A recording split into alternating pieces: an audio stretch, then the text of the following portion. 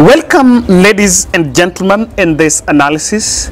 And I start in a very sad note because we have lost one of our subscribers. Walter Walubengo is a subscriber in this channel. So I received the sad news yesterday in the evening that Walter's body was found in the house in Jericho. I went there in the morning and I was also there. I went there yesterday night and I was also there in the morning. And of course, we continue to mourn with the family. He was a subscriber. We met through channel and we became friends. And also he was part of my peer analysis team. And of course, I'll share the number for some of us who may want to assist the family. That is allowed. There was a trap that was laid through the agenda setting theory in the media houses that President Uhuru Kenyatta was not going to campaign in the larger central Kenya. This narrative was created after Raila Odinga picked Martha Karua as the running mate, and immediately Martha Karua decided to hit the road in the Mount Kenya.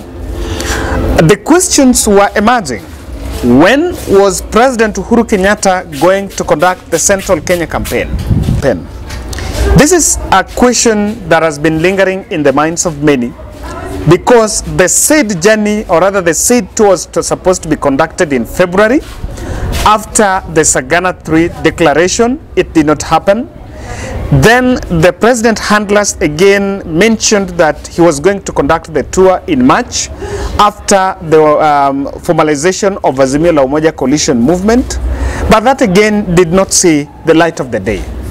So the question that is begging is this: is the president going to tour Mount Kenya? If you ask me, I'll tell you the answer is a big yes. The president is going to campaign. The trap was set so that they could create, maybe now see the reaction or the perception that Kenya Kwanza team were going to create around President Uhuru Kenyatta. And just to prepare the ground and gauge what could the president's tour really show, rather the fruits that it might bear, they first made sure that Martha Karua made the Central Kenya tour. Martha Karua's 5 days tour in Mount Kenya was just to gauge the reception and also find out the mood and see what exactly the president needs to do when he's going to tour Mount Kenya. The trap was set, and Rigathi Gachagua, who was leading the attack front on President Uhuru Kenyatta, yesterday, alongside Musalia Mudavadi over this weekend, were telling Muranga and Nyeri voters that the president had decided to leave campaigns because on grounds that Raila was likely to lose the elections and he would not want to feel embarrassed. That was the understanding. And Mudavadi will go to an extent of saying that the president has abandoned Raila Odinga. However, it is still in their line that if they were attacking the president because they were attacking Raila because the president paved the way for Martha Karua, they could still find a way to attack Raila Odinga. So the question that many are asking is really, do you think they fear president hitting the road? And they really fear that. So they were making an allegation that it is about time for the Central Kenya to vote for deputy president because the president seems to have abandoned Raila's campaigns. For the record, since the handshake, Raila has welcomed Uhuru more than 3 times in Kisumu and the Nyanza counties, but Uhuru has not made a single tour with Raila Odinga in Central Kenya. A tactical, intentional move so that Raila would make his own footprints in Central Kenya. Ladies and gentlemen, this evening, there is a report by The Nation. Kanini Kega, who is the head of elections at Jubilee Party, has revealed an elaborate plan by the president to join the campaign. One of the reasons why the president had not joined the campaign was the Kalonzo Musyoka stalemate, the standoff. He has to make sure that the house is complete so that when they hit the road with a full house. Number 2 was waiting for official declaration of the campaigns, and that is supposed to be the end of May. So in June, the president is going to campaign, and according to Kanini Kega, the president is going to start with some state house meetings with Mount Kenya leaders, especially the ones that were supposed to be in Tharaka Nithi. Then from that, it's going to hit the ground. So one thing that has triggered this conversation was President Uhuru Kenyatta was supposed to tour Tharaka Nithi before even Martha Karua. But then that tour was cancelled last minute. And the sources were saying that the president was waiting to see how Martha Karua is going to be received. And you can ask yourself a simple question. Martha Karua received a massive reception in official campaign rally in Mount Kenya. Do you think they can rebel against President Uhuru Kenyatta? That is a question. Ladies and gentlemen, subscribe to our channel as then we look at the inside details of President Uhuru Kenyatta's tour in Mount Kenya. President is not going to hit the mountain with Raila Odinga, and is not going to hit the mountain with Martha Karua.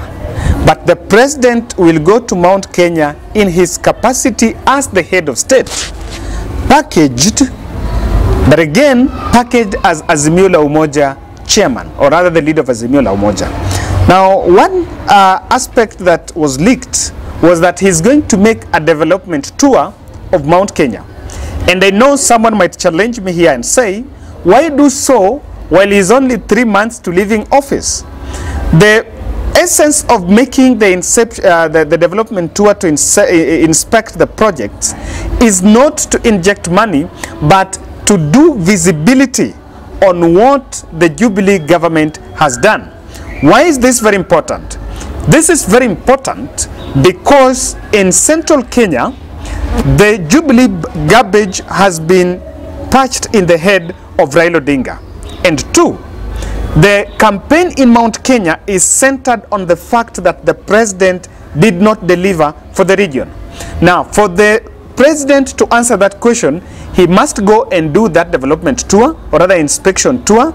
And during that inspection tour, he's going to point out that road has done, that hospital that has been built, and that project that has been done. So, number 1 on that tour is to just show Mount Kenya what he has done as a government. Number 2, and if you follow the latest 2 events that he done, the president seems to be now playing a statesman's role, calling for peace. And what will be his key message for the Mount Kenya and the rest of the country is the need for peace. Now, he must stand in as the arbitrator, because as you understand the nature of Kenyan politics, we are really, or rather the country is polarized between who is supporting Raila Odinga and supporting William Samoei Ruto. Now, to neutralize that aspect, he can only stage a point on peace. Now, the peace message is one that is going to cut across, because the campaign strategy for Kenya Kwanza is been going for confrontational against President and Raila Odinga. To solve that, he has now to get a cutting edge. But if you remember sometime in March, the rally that the president was supposed to do in Central Kenya was Thanksgiving, because since he was elected as a president in the 2nd term, he has never done such an official tour. Now, this Thanksgiving will be a bit of a goodbye, because the president is going to retire. So when he is telling people that I am leaving office and thank you for electing me, he is most likely going to tailor that message and customize this to Raila Odinga endorsement. That I have worked, this is what I have done, thank you for electing me, but I propose that you pass this baton to Raila Amolo Odinga. Now, this is just a bit of what is expected. But then, to the interest of many, the reconciliation tone, the peace tone, the Thanksgiving tone is going to be well packaged and portrayed well by a close relationship with the Central Kenya clergy, or rather the Mount Kenya clergy. So the president, after attacking the clergy in Sagana 3 declaration, toned down, then became a little bit friendly on them.